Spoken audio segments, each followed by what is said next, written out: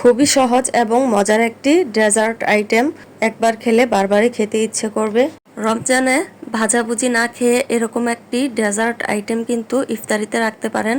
আর এটা কিন্তু বানানো খুবই সহজ এবং হেলদি, আমাদের শরীরের জন্য খুবই উপকারী একটি ডেজার্ট। অনেকে শরবত বলেন, যে যাই বলেন না কেন, খেতেও দারুণ আর খুবই পুষ্টিকর একটি খাবার। বাচ্চাদের তো এটা তৈরি করে দিলে অনায়াসেই খেয়ে ফেলে। আর ঠান্ডা ঠান্ডা এই ডেজার্ট আইটেমটা কিন্তু খুবই মজার। তো কিভাবে আমি বানাবো সেটাই আপনারা দেখে নিন। তো প্রথমেই হচ্ছে আমি পানি দিয়ে দিয়েছি হাঁড়িতে, তারপর হচ্ছে 1 কাপ সাবুদানা দিয়ে দিলাম। এখন সাবুদানাগুলোকে ভালো করে ফুটিয়ে নিব। অনবরত নেড়ে নিতে হবে, আর নয়তো কিন্তু সাবুদানাগুলো দলা পেকে যাবে। তো অনবরত নেড়ে তারপরে হচ্ছে ফুটিয়ে নিব।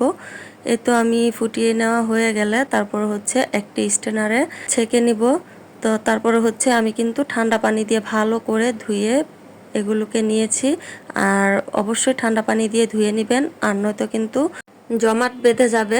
তো তারপরে হচ্ছে আমি এখানে 3 কাপ দুধ বসিয়ে দিয়েছি, আর হাফ কাপ হচ্ছে পাউডার দুধ দিয়ে দিলাম। আর পাউডার দুধ দেওয়ার কারণে কিন্তু দুধটা অনেক ঘন হবে এবং খেতেও বেশি ভালো লাগবে। আর আমি কিন্তু সামান্য লবণও দিয়েছি। আমার কাছে মিষ্টি খাবারে একটু লবণ দিলে ভালো লাগে।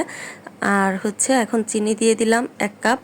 সাথে হচ্ছে দুধটাকে আমি ঘন করে নিয়েছি অনেকক্ষণ জাল করে। আর আমি কিন্তু 1 টেবিল চামচ কর্নফ্লাওয়ার গুলিয়ে দিয়ে দিয়েছিলাম, ভিডিওটা স্কিপ হয়ে গেছে।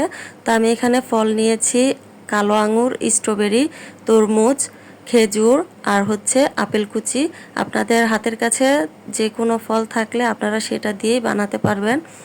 কলা হলে আর একটু ভালো হতো, তো সেদিন কলা ছিল না, তো যার কারণে দিতে পারিনি। তো তারপরে হচ্ছে আমি সাবুদানাগুলোর ভিতরে এখন দুধগুলো ঢেলে দিয়ে দিয়েছি। এখন ভালো করে মিশিয়ে নিব। আর আমি এখানে ভ্যানিলা এসেন্স দিয়ে দিলাম 4 চামচ পরিমাণ। আর এটা দিলে কিন্তু একটা ফ্লেভার আসবে, আর ফ্লেভারটা কিন্তু অনেক সুন্দর হবে। চেষ্টা করবেন ভ্যানিলা এসেন্সটা দেওয়ার জন্য। আর আমি হচ্ছে এখন একে একে ফলগুলো অ্যাড করে দিব। অনেকে আবার কাস্টার্ড পাউডার দেন, কাস্টার্ড পাউডার দিলে ভ্যানিলা এসেন্স দেওয়ার কোনো দরকার নেই। তো আমার কাছে কাস্টার্ড পাউডার ছিল না, যার কারণে আমি কর্নফ্লাওয়ার দিয়েছি আর ভ্যানিলা এসেন্স দিয়েছি। তো এই তো সবগুলো ফল অ্যাড করা হয়ে গেছে। তারপরে হচ্ছে আমি ভালো করে মিশিয়ে নিব। তো আজকের ভিডিওটি আপনাদের কেমন লাগলো অবশ্যই কমেন্টস করে জানাবেন।